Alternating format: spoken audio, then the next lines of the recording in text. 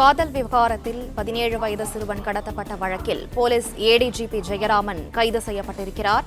ADGP ஜெயராமனை கைது செய்ய உயர்நீதிமன்றம் உத்தரவிட்ட நிலையில் போலீசார் இந்த நடவடிக்கை மேற்கொண்டிருக்கின்றனர். காதல் விவகாரத்தில் 17 வயது சிறுவன் கடத்தப்பட்ட வழக்கில் ஏடிஜிபி ஜெயராமன் கைது செய்யப்பட்டிருக்கிறார்.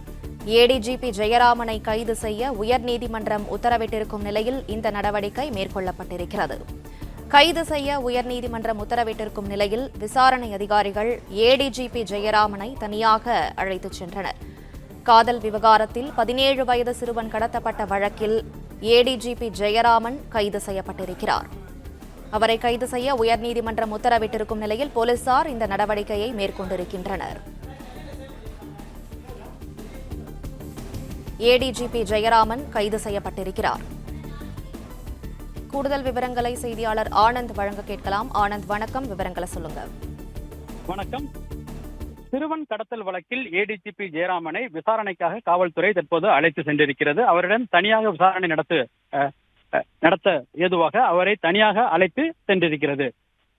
சென்னை திருவள்ளூரைச் சேர்ந்த 17 வயது சிறுவன் கடத்தப்பட்டது தொடர்பான வழக்கில் இந்த குற்றம் சாட்டப்பட்ட பூவை ஜெகன்மூர்த்தி முன்ஜாமீன் கோரி மனு தாக்கல் செய்தார். இந்த வழக்கை காலை விசாரித்த சென்னை உயர்நீதிமன்றம் அவரை நேரில் ஆஜராக வேண்டும் என உத்தரவிட்டது. இதனிடையில் வழக்கு விசாரணையின் போது காவல்துறை தரப்பில் ஆஜரான வழக்கினர் இந்த வழக்கில் ஏடிஜிபி ஜெயராமனுக்கும் தொடர்பு இருப்பதாகவும் அவருடைய அலுவலக கார் மற்றும் அவருடைய ஓட்டுநர் பயன்படுத்தப்பட்டிருப்பதாகவும் தெரிவிக்கப்பட்டது. இதனையடுத்து ஜெயராமன் இன்று பிற்பகல் 2:30 மணிக்கு நீதிமன்றத்தில் நேரில் ஆஜராக வேண்டும், இல்லையென்றால் கைது செய்து நீதிமன்றத்தில் ஆஜர்படுத்த உத்தரவிட நேரிடும் எனவும் நீதிமன்றம் எச்சரித்திருந்தது. இதைத் தொடர்ந்து இருவரும் இன்று பிற்பகல் 2:30 மணி அளவில் ஆஜரானார்கள்.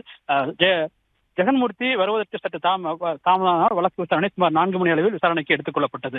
இதனையடுத்து இந்த வழக்கின் ஜெகன்மூர்த்தியிடம் நீதிபதி தரமாரியான கேள்வி எழுப்பினர். மக்களை அவர்களுடைய மேம்பாட்டிற்காக வாக்களித்து தேர்ந்தெடுத்திருப்பதாகவும், ஆனால் அதை விட்டுவிட்டு நீங்கள் கட்ட பஞ்சாயத்து செய்வதாகவும், எதற்காக ஆயிரக்கணக்கான தொண்டர்களை உங்கள் வீட்டு முன் நிப்பாட்டி வைத்திருக்கிறீர்கள், காவல்துறையினுடைய விசாரணைக்கே நீங்கள் ஒத்துழைப்பு தர மறுக்கிறீர்கள் என கேள்வி எழுப்பினார். இதற்கு தன் மீது எந்த விதமான குற்றச்சாட்டுகளும் இல்லை எனவும் தமக்கும் இதுக்கும் எந்த விதமான தொடர்பும் இல்லை எனவும் தெரிவித்தார். உங்களுக்கு எந்த விதமான தொடர்பும் இல்லை என்றால் ஏன் நீங்கள் காவல்துறையை பார்த்து அஞ்சுகிறீர்கள், உங்களுக்கு ஏன் உங்களிடம் விசாரணைக்கு நீங்கள் செல்லாம மறுப்பது ஏன் எனவும் நீதிபதி கேள்வி எழுப்பினார். மேலும் நீங்கள் விசாரணைக்கு செல்ல மறுப்பதால் தான் காவல்துறை குறித்து விசாரணை மேற்கொண்டதாகவும், எனவே இதில் என்ன தவறு இருக்கிறது எனவும், காவல்துறை விசாரணைக்கு நீங்கள் முழுமையாக ஒத்துழைப்பு அளிக்க வேண்டும் எனவும் தெரிவித்தார். மேலும் இந்த வழக்கை பொறுத்தவரை ஏடிஜிபி தொடர்பு இருப்பதற்கான ஆரம்ப கட்ட முகாந்திரங்கள் இருப்பதால் அவரை கைது செய்ய வேண்டும் என நீதிபதி நீதிமன்றத்தில் தெரிவித்தார்.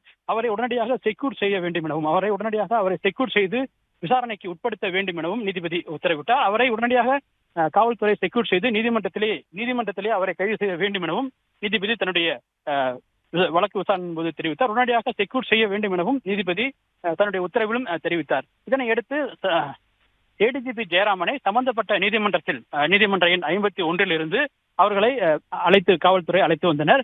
பின்னர் அவர்களை தனியாக ஒரு இடத்திற்கு அழைத்து சென்றிருப்பதாக தெரிகிறது. தொடர்ந்து அவரை பின்புறம் வழியாக காவல்துறை வேறு ஒரு இடத்திற்கு தனியான ஒரு அறைக்கு கூட்டி சென்றிருப்பதாகவும், வழக்கமாக வழக்கு விசாரணை முடிவடைந்து வெளியே வரும் பாதைகளில் அவர் ஏடிஜிபி இதுவரை கொண்டு வரப்படவில்லை.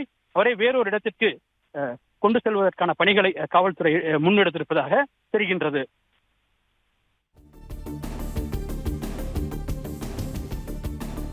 விவரங்களுக்கு நன்றி ஆனந்த்குமார்.